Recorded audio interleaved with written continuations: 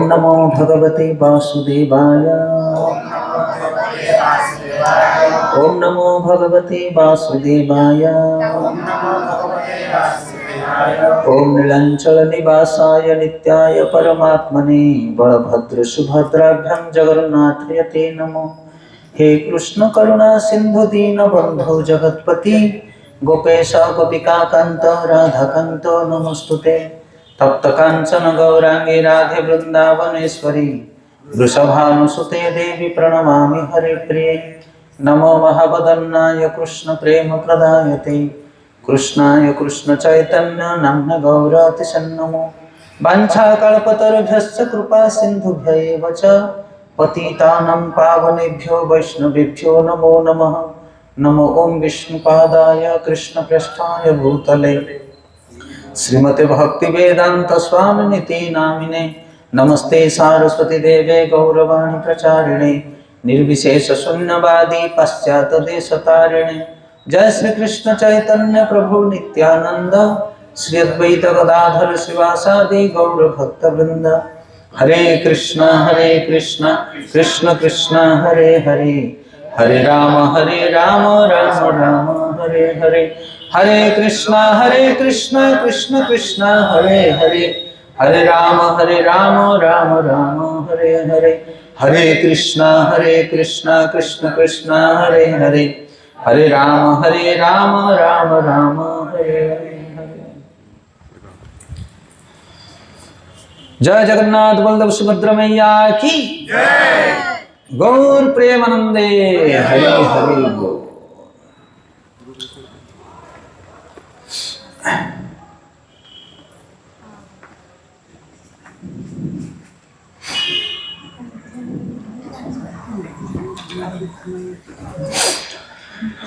तो सर्वप्रथम आज आम बुगुड़ा स्थित बलदेव देवंकर मंदिर प्रांगण में सत्संग प्रोग्राम रे उपस्थित थी समस्त श्रद्धालु श्रोता मंडली एवं वैष्णव सर्जन साधु सन्थ मैंने जो मैंने उपस्थित अच्छा माँ मैंने समस्त भरी भरी धन्यवाद। आपण मैंने निजर मूल्यवान समय को दे आज सत्संग भगवान कथा कीर्तन श्रवण करने उपस्थित अच्छा। तेणु आम जगन्नाथ चरण में प्रार्थना करूँ कि जगन्नाथ महाप्रभु समस्त कृपा करंतु, समस्त घंट घोड़े रखंतु, समस्त परिवार और समस्त जीवन में आनंद सुख भरी दिंतु। गौर प्रेमानंदे। जगन्नाथ होचंदी जगतर नाथ पतित पावन गर्भगंजन नरहरि। तो भगवान जगन्नाथ होचंदी असीम गुणर आधार। आउटे कमेंट मास्टर कमेंट बड़ बड़ देवता माने मध्य भगवान गुणगान करि पारंती नाही। भगवान होचंदी गुणर सागर कृपा सिंधु। किंतु आमर छोटिया तुंडरे आम भगवान कौन गुणगान करि परिबा किंतु आम चेष्टा करिबा मात्र चेष्टा करिबा एवं भगवान से चेष्टा को देखि प्रसन्न हो जाते। जमिति भगवान आपण जानी भगवान होचंदी भावग्राही। जगन्नाथ होचंदी भावग्राही द्रव्यग्राही नुहंती। आमे जगन्नाथ को कौन द्रव्य दे परिबा आम पाखरे कौन अछि। जमिति गोटे बापा तांकर पुत्र और कन्या मानक पई अनेक जिंस नै आछंदी खाइबा पई खेलिबा पई ड्रेसेस विभिन्न प्रकार जिंस नै आछंदी घर को आउ पुओ झियो मानक भितर बंटन कर दंदी पिता बांटला परे बापा कौन करे एवं पुओ कौन करे ना ता भितर गोटे चॉकलेट बाहर करी बापा को दिए। बापा एटा तुमरो मो भागर मु तुमको दिली। तो सेथरे बापांकर हृदय कौन हुए द्रवीभूत हो जाए आनंदित हो जाती। बापा जहाँ मो पुओ मते केते भल पाउची जे ता भागर चॉकलेट गोटे बाहर कर दउची से। अच्छा चॉकलेट से कौन ता पैसा रे किनिची कि ना चॉकलेट आनला कोठो बापा देइथिबा चॉकलेट बापा को दउची किंतु सेथरे से बापांकर मन को किनि नउची। एटा हछ भक्ति भावना। सेथे आज आम पाखरे जो योग्यता अछि जो गाइबार कहिबार नाचिबार जो धन दौलत जहाँ कि आम पाखरे अछि से सब जगन्नाथंकर दान। किछि लोक माने कहंती आमे परिश्रम करके कमेइछु बाहुबल नै कि कमेइछु। तुमे कोन परिश्रम करूछ आ अन्य माने कोन करू नाहंती समस्त परिश्रम करूछन किंतु भगवानकर कृपा जाको हुई से मानको ही किछि सद्बुद्धि सद्ज्ञान प्राप्त हुए। किंतु भगवान होचंदी सर्वेश्वर सर्वनियंता। एई कथा को जो माने जानंती से माने विपद रे संपद रे दुख रे सुख रे सब समय जगन्नाथ चरण को आश्रय नियंती। तेणु आज भगवान जगन्नाथ महाप्रभु आमको गोटे सेवा देइछन्ति कि आपण मानक जगन्नाथंकर महिमा किछि वर्णना करिया पई एथिरे आमर कोनोसी प्रकार योग्यता नाही से गुरुंकर कृपा से साधुंकर कृपा वैष्णव मानकर कृपा से भगवानकर कृपा तांकर कृपारु आमे जहा किछि शिखिछु जानिछु जहा सुनिछु हमर गुरु वर्गंक ठारु सेथुरु किछि चारि पद आपण मानक आलोचना करिमु ए होछि हमर आपण मानक प्रति सेवा।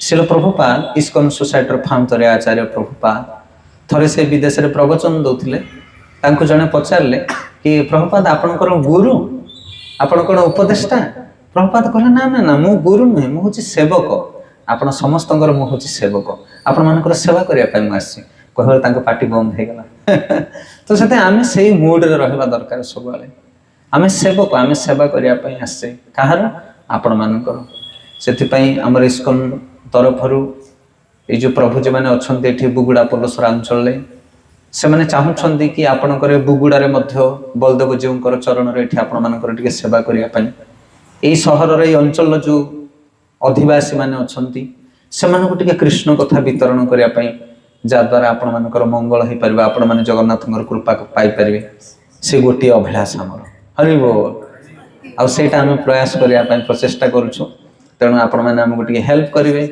धारावाहिक भाव में प्रोग्राम आम करूँ यही स्थान में आपण मैंने एठार अधिवासी आपणकर निज लोक मान डाकी आणतु आपणकर परिवार अन्य सदस्य मान डाकी आणतु कृष्ण कथा श्रवण करंतु कृष्ण कथार बहुत आनंद थाए बहुत उन्नति थाए जीवर मंगल पाई कृष्ण कथा वर्णना करा जाय अछि।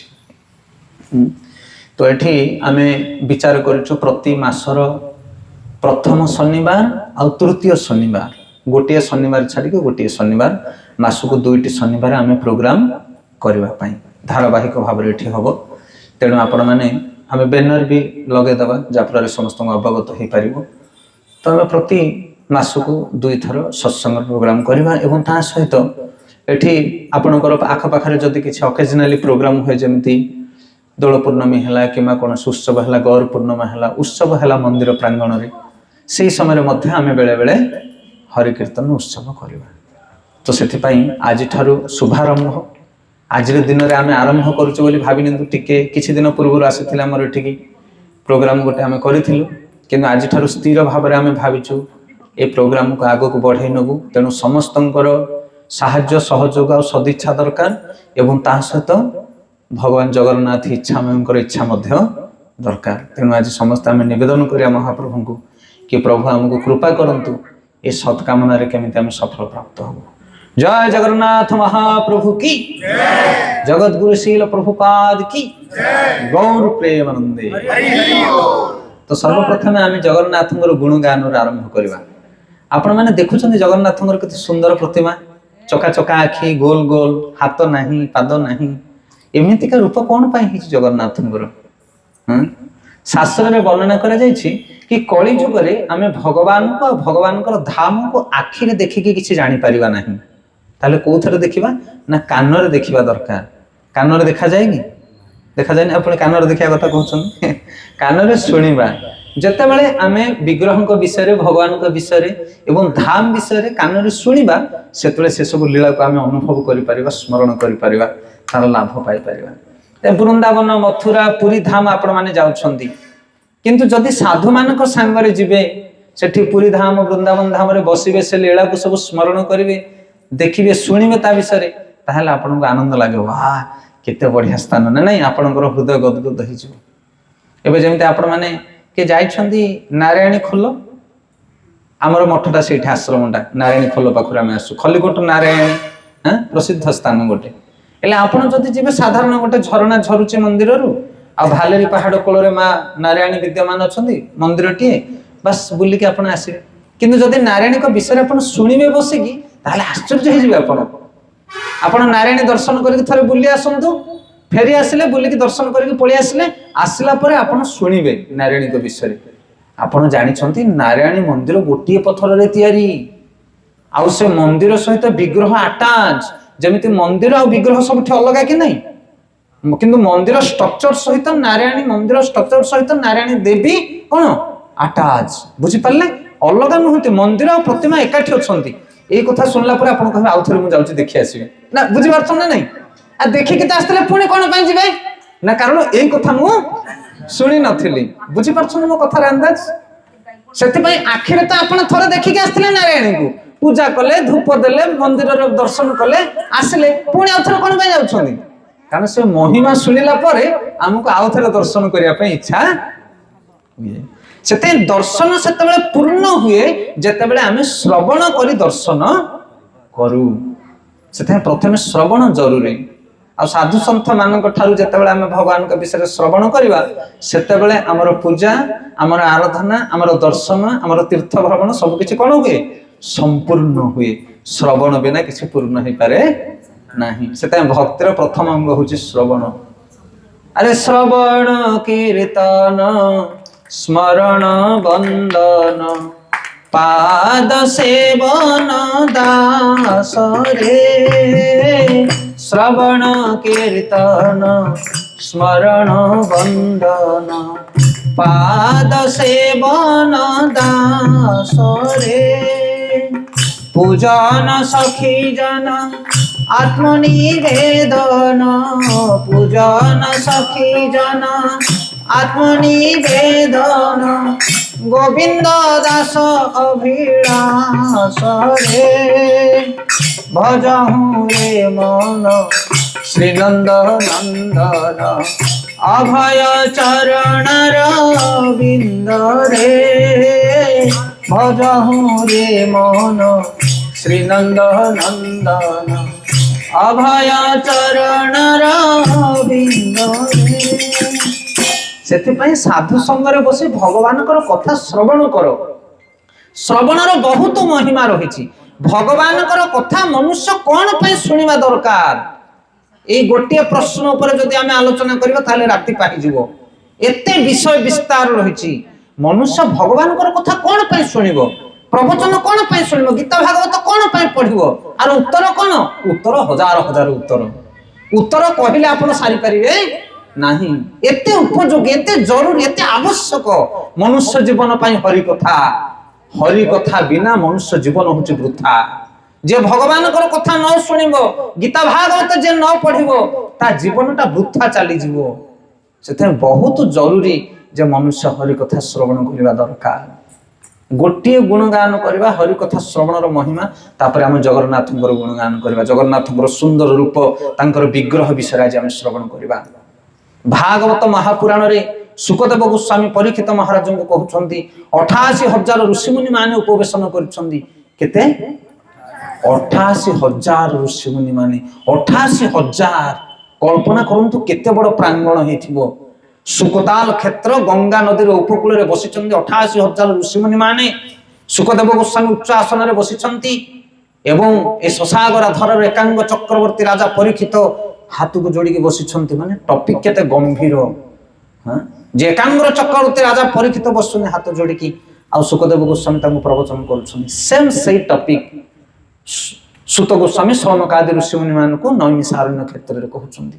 ହଜାର ହଜାର ଋଷିମୁନି ମାନଙ୍କର ପ୍ରାଙ୍ଗଣରେ କହୁଛନ୍ତି ଶୃଣନ୍ତ ସକଥା କୃଷ୍ଣ ପୁଣ୍ୟ ଶ୍ରବଣ କୀର୍ତ୍ତନ ହୃଦୟସ୍ଥ ହି ଅଭଦ୍ରାଣୀ ବିଧୁନୋତି ସତାମ୍।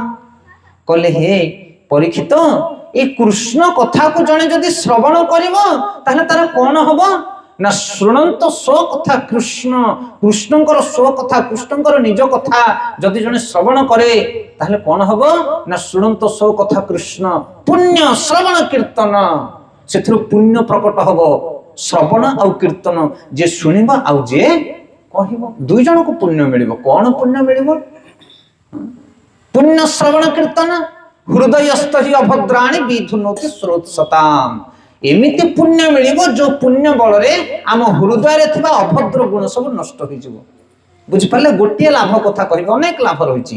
କୃଷ୍ଣ କଥା ଶୁଣିଲେ କଣ ହବ ନା ଆମ ହୃଦୟ ଭିତରେ ଥିବା ଅଭଦ୍ର ଗୁଣ ସବୁ ନଷ୍ଟ ହେଇଯିବ। କଣ ଅଭଦ୍ର ଗୁଣ ଅଛି ଆମ ହୃଦୟ ଭିତରେ? ଅନେକ ଅଭଦ୍ର ଗୁଣ ରହିଛି।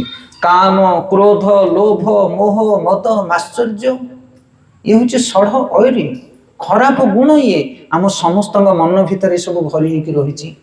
ତେଣୁ ଆମେ ଜଗତରେ ଦୁଃଖ ପାଉଛେ। ଭାଇ ଭାଇ ଭିତରେ ଝଗଡା, ସ୍ୱାମୀ ସ୍ତ୍ରୀ ଭିତରେ ଝଗଡା, ଅଡୋଶୀ ପଡୋଶୀ ଭିତରେ ଝଗଡା, ଦେଶ ଦେଶ ଭିତରେ ଝଗଡା, ରାଜ୍ୟ ରାଜ୍ୟ ଭିତରେ ଝଗଡା। এই কଳି ଯୁଗରେ କଳହ ପ୍ରିୟ ସମସ୍ତେ କଳିରେ ବ୍ୟସ୍ତ। କଣ ପାଇଁ କଳି କରୁଛନ୍ତି ଘରେ ଆପଣ ମାନେ? ଶାଶୁ ବୋହୂ ଭିତରେ କଣ ପାଇଁ ଝଗଡା? ଖାଇବାକୁ ମିଳୁନି, ପିନ୍ଧିବା ପାଇଁ ନାହିଁ, ଝଗଡା କଣ ପାଇଁ ହଉଛ? ଭାଇ ଭାଇ ଭିତରେ କଣ ପାଇଁ ଝଗଡା? ଗୋଟିଏ ମା ପେଟରୁ ପରା ଜନ୍ମ ହେଇଛ ଦୁଇ ଭାଇ, ଗୋଟିଏ ସେଜରେ ପରା ଶୋଇ ଶୋଇ ତମ ଦିନ ଯାଇଛି, ଗୋଟିଏ ଥାଳିରେ ପରା ଖାଇ ଖାଇକି ତୁମେ ବଡ ହେଇଛ, ତୁମେ କଣ ପାଇଁ ଝଗଡା ହଉଛ? ତୁମର ଭାଇ ନା ସେ ଶତ୍ରୁ? ନା ନାଇଁ ମୋ ଭାଇ। ତାହେଲେ ଝଗଡା କରୁଛୁ କଣ ପାଇଁ? କିଏ ଝଗଡା କରୁଛି? ହରିବୋଲ। କିଏ ଝଗଡା କିଏ କରୁଛି ତମ ଭିତରେ? ଦେଶ ଦେଶ ଭିତରେ, ଗାଁ ଗାଁ ଭିତରେ, ଅଡୋଶୀ ପଡୋଶୀ ଭିତରେ, ସ୍ୱାମୀ ସ୍ତ୍ରୀ ଭିତରେ, ଭାଇ ଭାଇ ଭିତରେ ଝଗଡା କରୁଛି କିଏ?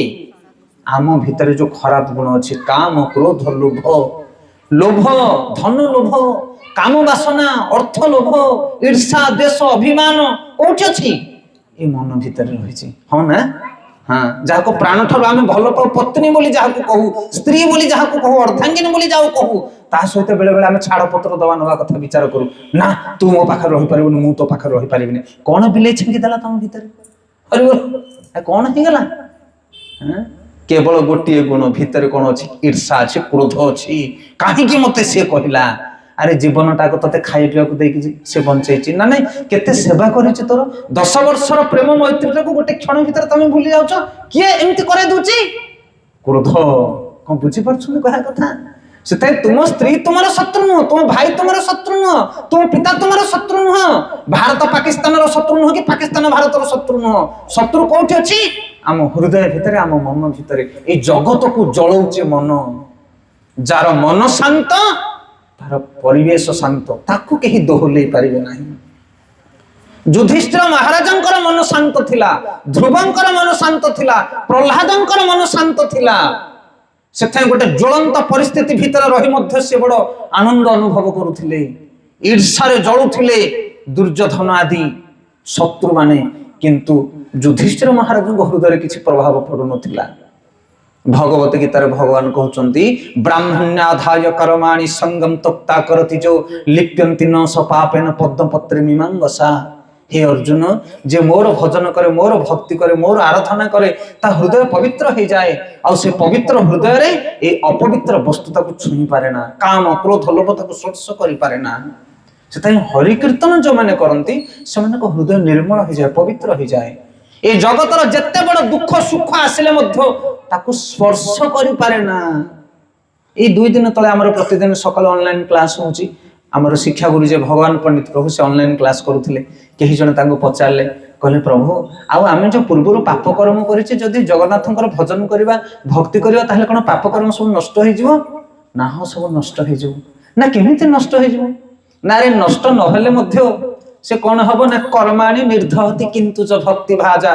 ब्रह्मा जी कहउचंदी कर्मर मंजी सब भाजी हे जिवो। जेमिति उदाहरण स्वरूप मुग, मुग गोटे मुठा नेबे आपण, ताकू अधा भाजी देबे, एले भजा मुग को पकेबे माटी रे, आउ कंचा मुग को पकेबे, कोटरो गजा बाहरियो? भजा मुग गजा हबनी। से मुग सिना थिबा, गजा हवार शक्ति तार नथिबो। सेथे आमे जो कर्म करिचे, जो चेतना अछि हमर, जदि हम कृष्ण भजन करिबा, ताहले हम कर्म फल सब कोन हबो? भाजी हे जिबा, गजा हबनी। सेथरु दुख आसिले मथे तुमको छुई परिबनी दुख ना। एमिति केमिति कथा? जने हरि भक्ति आ जने हरि भक्ति करू नथिबो, दि जण जाक जीवन रे दुख आसीबो, जणको बाधिबो जणको बाधिबोनी। कारण एटा केंदी लागुनी ठीक ठाक। आ गोटे उदाहरण आपण माने जानथिबे, डॉक्टर माने जेतले ऑपरेशन करंती, ए कोन दियंती? गोटे कोन दियंती? कालो इंजेक्शन दियंती। कालो इंजेक्शन देले कोन हो जिवो? आ जहा कटा कटी गले थको बाधिबोनी। सेते ये हरि भक्ति बुझी कालुआ भଳି, जदि आकु थरे मारि देले देहरे, से जत्ते दुख आसु सुख आसु तमको किछि बाधिबो नाही, काहे कि तमे तो कालुआ रे थबो। सेते गीतारे भगवान कहउचंदी, जेमिति पद्म पत्रटा पानी ऊपर रहिले, पानी ऊपर थिले मध्य पानी कि छुए ना। पद्म पत्र ऊपर आपण पानी टोपाटा पके देबे, केमति हबो? फल फल फल फल होतबो। पानी जदियो पत्र ऊपर अछि, किंतु पत्र को से छुए नाही। सेमिति हरि भक्त जे भगवान को ऊपर केंद्रीभूत करथाय तार चेतना को, जे हरि भजन करथाय, से दुख आ सुखर समाज ऊपर थाए सत, किंतु ताको दुख सुख छुई पारे ना। विपद आसिले से भांगी पड़े ना, कि संपद आसिले से हरि बोल अभिमानी हो जाए ना। आज आपण देखु ना, बाहाघर मान करे पुओ झियो बाहाघर कले केते नॉनवेज रोसे करके दउछंदी, सेटा कोन नैतिकता की? तांको पचारे, अरे भाई केमे काहे केमति करछ, लक्ष लक्ष टंगा रे डीजे बजुछ, खर्च करछ, एते वायु प्रदूषण होउची, हाँ मद मांस खुआच जीव मान हत्या कर ना हे मो पुओ बाहा हम मु खर्च करी से सुखर समय तमें सुख पाइबा अन्य मानक दुख दौच से सुख समय हरि की स्मरण कर ना मोर आज भल समय आसी हरि की केमती स्मरण करी भूली जी मो मन इच्छा मद मांस खाई आज मद मांस खुआई पुओ को बाहा करदेव तापर 4 मास पर 5 मास पर से पुओ झील पुओ बहु झगड़ा लगिकी बहु पलैब शाशु घर रागिकी हरि बोल तापर जगन्नाथ पाखे सब कह प्रभु मो पुओर संसार टा भांगी जाऊँ आपड़ टे जोड़ी दिंतु हे जगन्नाथ महाप्रभु कौन है मोर पुओ बहु भितर कहीं झगड़ा है आलो माउसी एवं जो आसिक मुंड बाड़ुचु आ बाहर समय जो कुकुड़ा छेड़िया काटुलु से जगन्नाथ मन पड़े कौन बुझीपार ना नहीं बाहाघरे डीजे बजेकी डेउथल कुकुड़ा काटिकी नाचुथल से मन पड़ुला आउ जो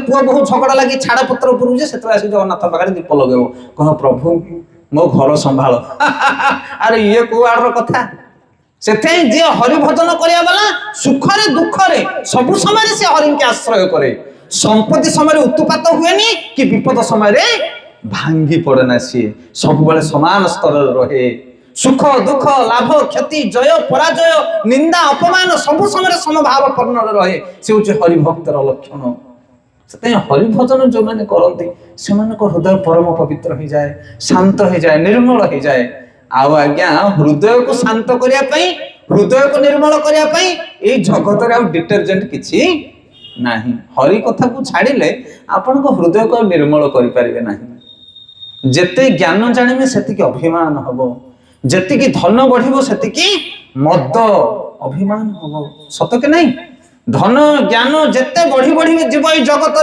से अभिमान हो किंतु भक्ति जी बढ़ आप विनम्र हेबे से दयाशील हेबे भक्तिर गुण एते से जगन्नाथ कथा शुणु हरि कथा श्रवण कले आम हृदय पवित्र हो निर्मल हो हरि भजन करने द्वारा आम हृदय थिबा काम क्रोध सब दूरीभूत हो हृदय कौन हो विशाल हो से विशाल हृदय जेते दुख जेते सुख आसिले तुमको जना पड़ो ना जमी उदाहरण स्वरूप एथे केते पानी अच्छी 200 ग्राम हम ना 200-300 ग्राम 400 ग्राम अति बेस एथे जदि आम आणिक गोटे 100 ग्राम लुण पकेवा बोले कौन हम पानी पूरा लुणिया हो जदि 100 ग्राम चीनी पकेवा पानी मिठा हो किंतु ये 200 ग्राम पानी पाखे जदि आम गोटे 200 लिटर बड़ ड्रम आनीदवा 200 लिटर कि 2000 लिटर बड़ ड्रम आ भीतर 100 ग्राम चीनी पकेवा कौन हम किसी जना एका पड़ोनी आ 200 ग्राम लुण पकाओ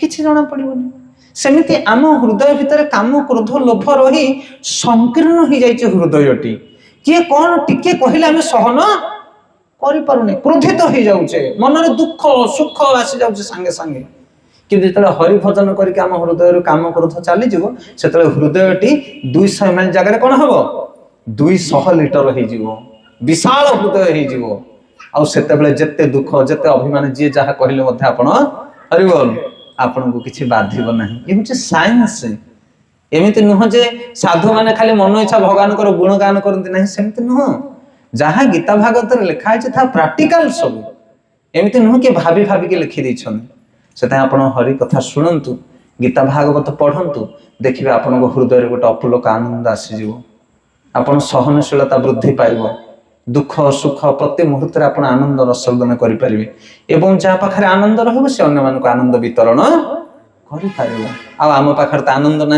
आम क्या आनंद दबा तेणु सांग साथी बंधु बांधव जी जहाँ को आम देखुचे कौन करुचे आम दुख बांटुचे ना सुख बांटुचे दुख समस्ते निज निजर दुख कहवाई बुलूं कि दुख शुणा वाला कहीं ना जगन्नाथ बसुंच दुख शुणापी तेणु आसतु आपण मैंने भगवान जगन्नाथ गुणगान करूँ श्रवण करूँ हरि कथा साधु संग करूँ ताहले आपण भी खुशी रहिबे आनंद रहिबे एवं आपणकर अड़ोसी पड़ोसी निज लोक समस्त आप आनंद वितरण करेंगे गौर प्रेम आनंदे हरि कथा श्रवण कले कौन हम हृदय निर्मल हो ना नहीं एटा हूँ सब बड़ लाभ आउ हरि कथा शुणिले अनेक गुड़िया लाभ रही अनेक अनेक लाभ हरि कथा श्रवण लाभ कि आज आम अधिक विषय आलोचना करवानी से प्रसंग में आउ के आसले आलोचना करवा कि आज आम जगन्नाथ गुणगान करवा कि जगन्नाथ महाप्रभु अदागढ़ा रूप कौन पाई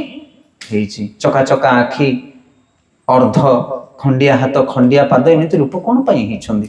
ସେ ଦୁଃଖରେ ଅଛନ୍ତି ନା ସୁଖରେ ଅଛନ୍ତି? କଣ ଏ ରୂପ, କଣ ଏ ବିଚାର?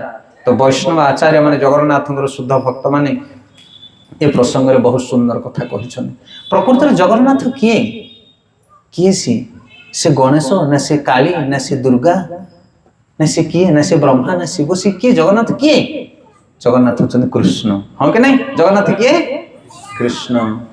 ଜଗନ୍ନାଥ ଅଷ୍ଟକମରେ ଆମେ ପଢୁଛେ କଦାଚିତ୍ କାଳନ୍ଦିତ ବିପିନ ସଙ୍ଗୀତ କରବ মুদা ভীরে নারী বদন কমলা স্বাদ মধুপ রমা শম্ভু ব্রহ্মামর পতি গণেশার্চিত পদ জগন্নাথ স্বামী নয়ন পথগামী ভবতু মে ভবতু মে। ଜଗନ୍ନାଥ ଷ୍ଟକମରେ ଆଚାର୍ଯ୍ୟ ମାନେ କହୁଛନ୍ତି କଦାଚିତ କାଳନ୍ଦିତ ବିପିନ ସଙ୍ଗୀତ କରବ ମୁଦା ଭୀରି ନାରୀ ବଦନ କମଳା ସ୍ୱାଦ ମଧୁପ। କଣ ଏହାର ଅର୍ଥ? କଦାଚିତ, କଦାଚିତ ମାନେ କେବେ କେବେ। କଦାଚିତ କାଳନ୍ଦୀ ତଟ, କାଳନ୍ଦୀ ତଟ କୋଉଟା? କାଳନ୍ଦୀ ମାନେ ଯମୁନା ନା ନାଇଁ, ଯୋଉଠି କାଳିଅ ଦଳନ ହେଇଥିଲା, କାଳିଅ ନାଗ ରହୁଥିଲା। କଦାଚିତ କାଳନ୍ଦୀ ତଟ, ଯମୁନା ତଟ, ବିପିନ, ବିପିନ ମାନେ ଜଙ୍ଗଲ। କଦାଚିତ କାଳନ୍ଦୀ ତଟ ବିପିନ ସଙ୍ଗୀତ କରବ, ଯିଏ କେବେ କେବେ କାଳନ୍ଦୀ ତଟ ଯମୁନା କୂଳରେ ଘଞ୍ଚ ଜଙ୍ଗଲ ଭିତରେ ବେଣୁବାଦନ କରୁଥିଲେ। ମୁଦାଭିରୀ ନାରୀ ବଦନ କମଳା ସ୍ୱାଦ ମଧୁପ। ମୁଦାଭିରୀ ନାରୀ ମାନେ ଅନେକ ଗୁଡ଼ିଏ ନାରୀ ମାନଙ୍କର ଅଧର ଅମୃତକୁ ଆସ୍ୱାଦନ କରି ବେଣୁବାଦନ କରୁଥିଲେ। ସେ ହଉଛନ୍ତି ଜଗନ୍ନାଥ ସ୍ୱାମୀ। କିଏ ସେ? ଯମୁନା କୂଳରେ କଦମ୍ବ ମୂଳରେ ବେଣୁବାଦନ କରି ଗୋପୀ ମାନଙ୍କୁ ଯେ ଲୀଳା କରୁଥିଲେ, କିଏ ସେ? ସେ ହଉଛନ୍ତି ଜଗନ୍ନାଥ ଭଗବାନ କୃଷ୍ଣ ସ୍ୱୟଂ। ନା କଣ ଡାଉଟ ଅଛି ଆପଣ ମାନଙ୍କର? ନାଇଁ ନା? ସେଥିପାଇଁ ଭଗବାନ କୃଷ୍ଣ ଜଗନ୍ନାଥ ରୂପରେ ଆସିଛନ୍ତି। ଆଚ୍ଛା, କୃଷ୍ଣ କିଏ? ନା କୃଷ୍ଣ ହଉଛନ୍ତି ଆଦି ପୁରୁଷ। ଯୁଗକୁ ଯୁଗ ଯୋଉ ଅବତାର ମାନେ ଆସନ୍ତି, ଯେମିତି ଆମେ ଦେଖୁଛେ 10 ଅବତାର, ଭାଗବତରେ 22 ଅବତାର ବର୍ଣ୍ଣନା କରାଯାଇଛି ଏବଂ ଅନେକ ଅନେକ ଅବତାର କଥା ବର୍ଣ୍ଣନା କରାଯାଇଛି, 24 ଅବତାର କଥା ବର୍ଣ୍ଣନା କରାଯାଇଛି। ଏବଂ ସୁଖଦେବ ଗୋସ୍ୱାମୀ କହୁଛନ୍ତି ଭଗବାନଙ୍କର ଅସଂଖ୍ୟ ଅବତାର, ସମୁଦ୍ର ଲହଡି ଭଳି ଅବତାର। ଆଚ୍ଛା, ଏ ଅବତାର ମାନେ କାହାଠୁ ଆସୁଛନ୍ତି? ନା କୃଷ୍ଣ ହଉଛନ୍ତି ଅବତାରୀ ପୁରୁଷ।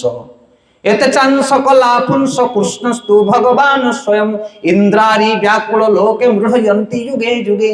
ଭାଗବତରେ ବର୍ଣ୍ଣନା କରୁଛନ୍ତି ଏତେ ଅଂଶ କଳା ପୁଂସ, ଏଇ ଯୋଉ ଯେତେ ଅବତାର ମାନେ ସବୁ ସୃଷ୍ଟି ହେଇଛନ୍ତି, ଏମାନେ ହଉଛନ୍ତି ଅଂଶ। କାହାର ଅଂଶ? ଭଗବାନ କୃଷ୍ଣଙ୍କର ଅଂଶ। କଳା ପୁଂସ ମାନେ ଅଂଶର ଅଂଶ। କିନ୍ତୁ କୃଷ୍ଣସ୍ତୁ ଭଗବାନ ସ୍ୱୟଂ, ଭଗବାନ ହଉଛନ୍ତି କୃଷ୍ଣ। ସେ ଆଦି ପୁରୁଷ ଗୋବିନ୍ଦ, ତାଙ୍କଠାରୁ ସବୁ ଅବତାର ମାନେ ସୃଷ୍ଟି ହୁଅନ୍ତି। ଆଉ ଏ କଳି ଯୁଗରେ ଜଗନ୍ନାଥ ମହାପ୍ରଭୁ ସ୍ୱୟଂ ହଉଛନ୍ତି କୃଷ୍ଣ। କୃଷ୍ଣ ଜଗନ୍ନାଥ ରୂପରେ ଆସିଛନ୍ତି। ଇଏ ଅବତାର ନୁହନ୍ତି, ଇଏ ସ୍ୱୟଂ ଅବତାରୀ ପୁରୁଷ। ଯେଇ ଗୌରା ସେଇ କୃଷ୍ଣ, ସେଇ ଜଗନ୍ନାଥ। ଚୈତନ୍ୟ ମହାପ୍ରଭୁ ଆଉ ଜଗନ୍ନାଥ ଆଉ ଭଗବାନ କୃଷ୍ଣ, ଆଙ୍କ ଭିତରେ କିଛି ପରାଭିନ୍ନ ନାହିଁ। ପୁରୀ ଧାମରେ ଆପଣ ମାନେ ଦେଖିବେ, ସର୍ବଭୌମ ଭଟ୍ଟାଚାର୍ଯ୍ୟଙ୍କର ଘରକୁ ଯାଆନ୍ତୁ। ଶ୍ଵେତ ଗଙ୍ଗାର ଠିକ ଦକ୍ଷିଣ ପାର୍ଶ୍ୱରେ ସର୍ବଭୌମ ଭଟ୍ଟାଚାର୍ଯ୍ୟଙ୍କର ଘର, ଯିଏ ହଉଛନ୍ତି ରାଜ ପଣ୍ଡିତ। ପ୍ରତାପ ରୁଦ୍ରଦେବ ଯେତେବେଳେ ରହୁଥିଲେ, ସେଇ ସମୟରେ ତାଙ୍କର ରାଜ ପଣ୍ଡିତ ଥିଲେ ସର୍ବଭୌମ ଭଟ୍ଟାଚାର୍ଯ୍ୟ। ତାଙ୍କର ସେ ଘର ଅଛି, ସେଠି ଆପଣ ମାନେ କେବେ ଯିବେ, ଶ୍ଵେତ ଗଙ୍ଗା କୂଳର ଦକ୍ଷିଣ ପାର୍ଶ୍ୱରେ। ସେଠି ଚୈତନ୍ୟ ମହାପ୍ରଭୁଙ୍କର ଷଡ଼ଭୁଜ ଗୌରାଙ୍ଗ ରୂପ ଅଛି। 6ଟା ହାତ ଦେଖେଇଥିଲେ ଚୈତନ୍ୟ ମହାପ୍ରଭୁ, ଏବେ ବି ତାଙ୍କର ସେଠି ରୂପ ଅଛି। କାଣ୍ଡ କୋଦଣ୍ଡ ଧରିଥିଲେ ରାମଚନ୍ଦ୍ରଙ୍କର ରୂପ, ଦଣ୍ଡ କମଣ୍ଡଳ ଧରିଥିଲେ ଚୈତନ୍ୟ ମହାପ୍ରଭୁଙ୍କର ରୂପ, ଆଉ ବେଣୁ ଧରିଥିଲେ। 6ଟା ହାତରେ 3ଟା ଅବତାରର ଲୀଳାକୁ ଦେଖିଛନ୍ତି ସର୍ବଭୌମ ଭଟ୍ଟାଚାର୍ଯ୍ୟଙ୍କୁ। ପୁରୀରେ ଅନେକ ଗୁଡ଼ିଏ କୀର୍ତ୍ତି ଅଛି ଚୈତନ୍ୟ ମହାପ୍ରଭୁଙ୍କର, ସେ ମଧ୍ୟ ସ୍ୱୟଂ ଭଗବାନ କୃଷ୍ଣ। କୃଷ୍ଣ ଚୈତନ୍ୟ ମହାପ୍ରଭୁ ରୂପରେ ଆସିଛନ୍ତି କଣ ପାଇଁ? ରାଧା ଭାବକୁ ଆସ୍ୱାଦନ କରିବା ପାଇଁ। ସେ ଗହନ କଥା, ବହୁତ ଗମ୍ଭୀର କଥା, କେବେ ପୁଣି ପ୍ରସଙ୍ଗ ହେଲେ ଆଲୋଚନା କରିବା। ସେଥିପାଇଁ ଜଗନ୍ନାଥ ହଉଛନ୍ତି ସ୍ୱୟଂ କୃଷ୍ଣ, କାଳିଆ ଠାକୁର, ଭଗବାନ କୃଷ୍ଣ ଜଗନ୍ନାଥ ରୂପରେ ଆସିଛନ୍ତି। ଆପଣ କହିବେ ତାହେଲେ ଏମିତିକାର ରୂପ କଣ ପାଇଁ ହେଇଛି?